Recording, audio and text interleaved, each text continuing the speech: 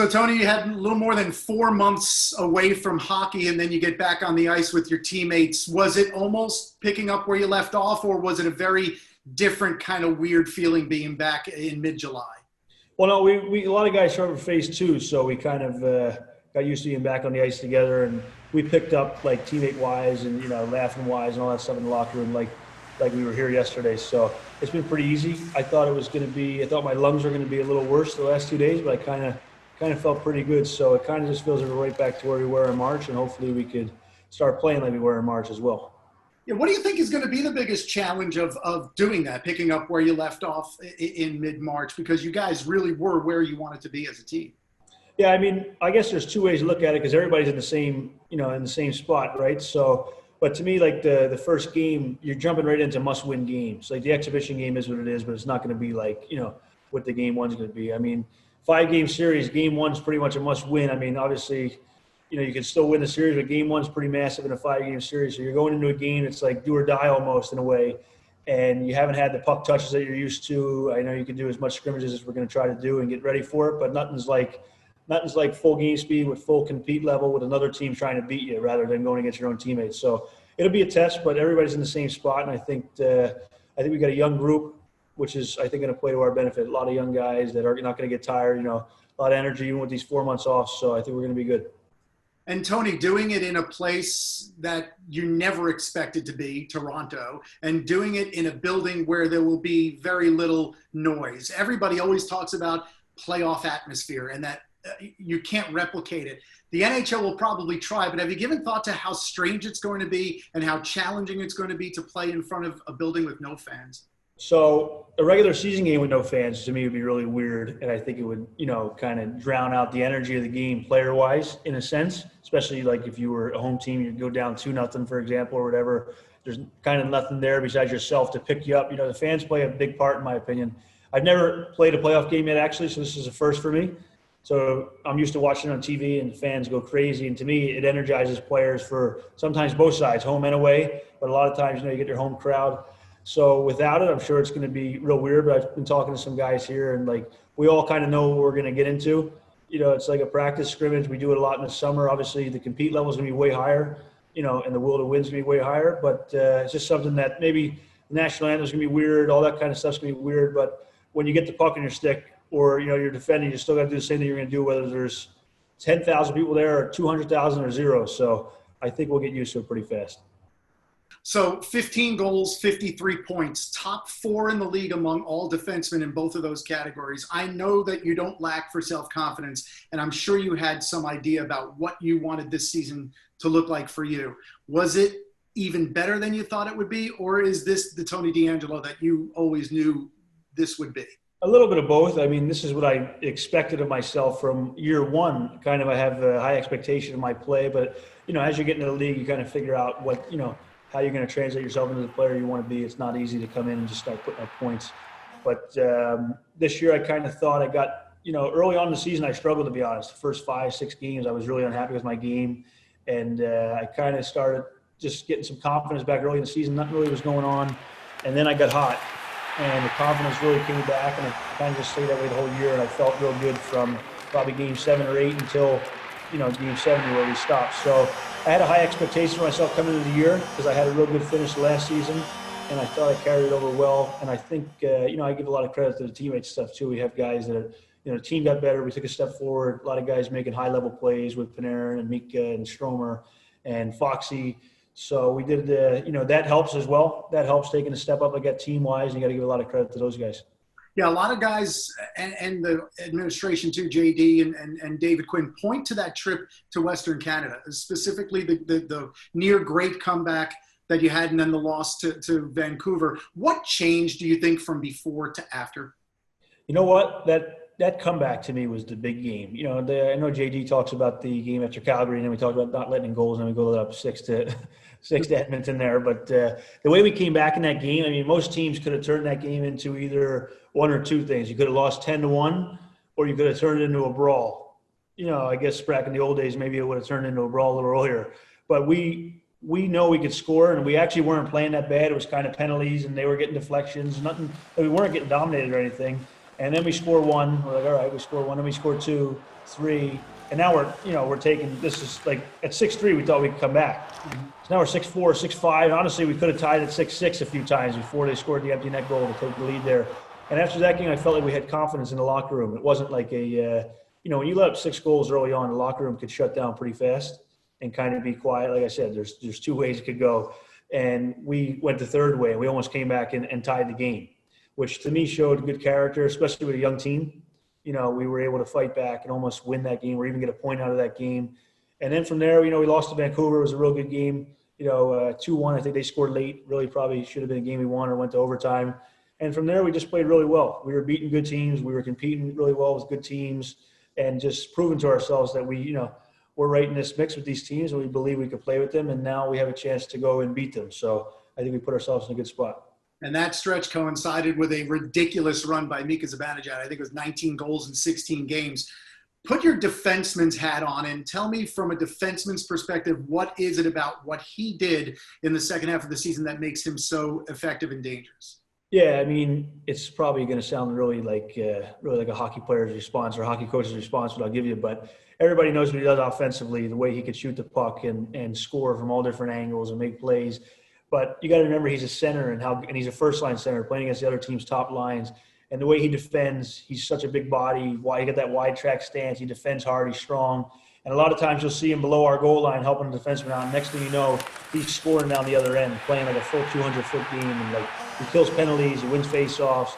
He kind of does everything for us. And to me, as you watch him this year and you watch other guys, obviously maybe I have a little bit bias towards him because I see him every game, on my own team. But there's not many players that are better than him. He's taken steps from my first year till now. He was really good, then really, really good, and now he's superstar status, if you ask me. He does everything. Any position you could put him in, a minute left in the game, he's out there. Start a penalty kill, he's out there. Start a power play, he's out there. Biggest face-off of the game, 5-5, he's out there. He does everything for you, and he's a really, really good person, good guy too. So he's the kind of guy any team will want to have, and to me, he's one of the best players in the league, and he just proved it with his play. One of the guys who was just nominated for best player in the league this year is Artemi Panarin. When you played with him compared to when you played against him, is he even better than you thought he was? Yeah, 100%. I mean, you watch him play and, you watch him in Columbus, you don't get to watch these teams a ton. And you watch him this guy's, he's one of the best players in the league. And you're look at these plays he's making. And then now you're playing with him and you see him live 70 times you got to watch him. And he could have had anywhere from, I always say, 2 to 4 points per game off of plays he made, not plays that people made to him, off plays he made. And I talked about it actually in the podcast. I said, if you go by year to year, that's what the Hart Trophy is. This particular year, who's the best player in the league is. I think McDavid's is the best player in the league. But to me, this year, Panarin was the best player in the league. And to me, he should win the MVP. Because the way he was able to come in off a big contract, you sign in New York City, a massive deal, a lot of pressure, new team, new line mates, new everything, and he doesn't really speak a ton of English, and it's unfamiliar for him. And he comes in and just dominates from game 1 to game 70. Nothing changed. Just the plays he makes, how good he makes other people around him. All 5 guys in the ice are better when he's out there, including the goalie. I'll even throw the goalie in there. He just controls the puck. He's just so good. He does there's so many plays he makes that didn't result in points. That, I guess you could say that for all the top players too, but I get to watch him. I mean, he does stuff all game long that is just he's thinking the game 3 steps ahead of when it's going to happen. He's the most skilled, best offensive player I've ever seen. It's not even really close. So now the focus for you and everybody else is not only on getting your collective team game to where you want it to be in the playoffs, but the Carolina Hurricanes. It's a team that you guys beat all 4 times this year. You've won 10 of your last 12 against them. The cliche is none of that matters when the playoffs start. I'll go the other direction. Why should it matter, and why do you want it to matter? I think from a confidence standpoint, it should definitely matter. We know we can beat them. We know how we have to play. I think Carolina's a really good team. They're healthy now. Maybe they were a little unhealthy earlier. They got 9 really good defensemen. Obviously, you can only play 6, maybe 7, but they got 9. They got 4 good lines. They got a real nice team. But to me, we're focused on our team. I could really care less. Obviously we're going to do our pre-scouts and all that stuff. But to me, I could care less what Carolina has to say. I don't know if they're saying things right now. What they're saying, what they're talking about means absolutely nothing to me personally. I'm sure we'll get different answers from different guys. To me, I have a lot of confidence in our group. I think we have a lot of confidence in each other. We have a lot of confidence in the coaching staff and vice versa. And we know how we have to play to beat any team, let alone just Carolina. And I think we're going to try to go out just from game one and focus on ourselves. Obviously, like I said, there's going to be pre-scouts and things that we're going to focus on with Carolina that we're not going to give away here. But we're going to focus on ourselves. And if we play the way we think we should play, we want to control the pace of play. You mentioned confidence in the coaching staff. I did want to ask you about Lindy Ruff departing to become the head coach of the New Jersey Devils. Gord Murphy now will be your position coach. How, if at all, will that matter? How will that impact you as one of the six in every game? Yeah, you know what? I really like Lindy, and I really thought he was a good coach. He helped me personally. Really good guy, like a personable guy, funny guy. He's and it's kind of what you need sometimes as a defense. You have the head coach, you have the forward coach. And D coach, he's with the D most of the time. He was great with us, like the last 3 years. He was a really good coach, taught us a lot, helped us, kind of gave us a good leash, especially as a young team. Like he gave you a leash to make plays, make mistakes, and kind of wasn't ripping on guys and taking, he instilled confidence in you rather than taking it away. And that's one thing I liked a lot about him, because I've been here for 3 years and you go from year 1 to 3 getting progressively better. And he was there all along the way, helping. So I wish him nothing but the best of luck in Jersey. I'm sure he'll do a great job, but we'll miss him. But I actually know Gord Murphy. I played with Connor in Sarnia. I played with Connor in Arizona, his son. So I know Gord now. I don't know him as a coach per se, as much as I know him as a guy.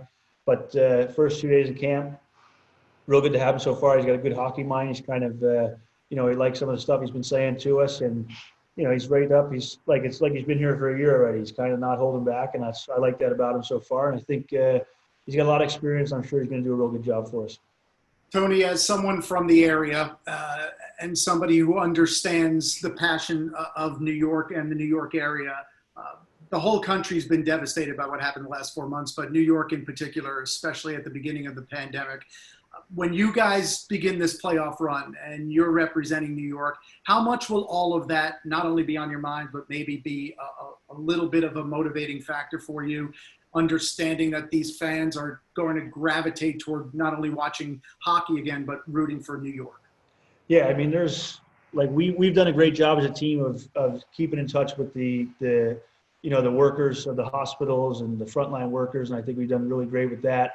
But you can't thank them enough. They're the people that are saving lives, and they're out there every day, and they've been going through this. We've been home, we've been fortunate. Nobody's been sick, and we've been home, and in fortunate situations for all of us. While these people risk their lives to save other people, and our city that we represent has been impacted the most of any city or state in the world almost. So for us, it hits home a lot for us. What we've tried to do as best we can. But to me, what we say is there's a lot of people that are home right now, maybe are out of work, that are Ranger fans or haven't, going through tough times with this, has done to their family or, a loved one, whatever.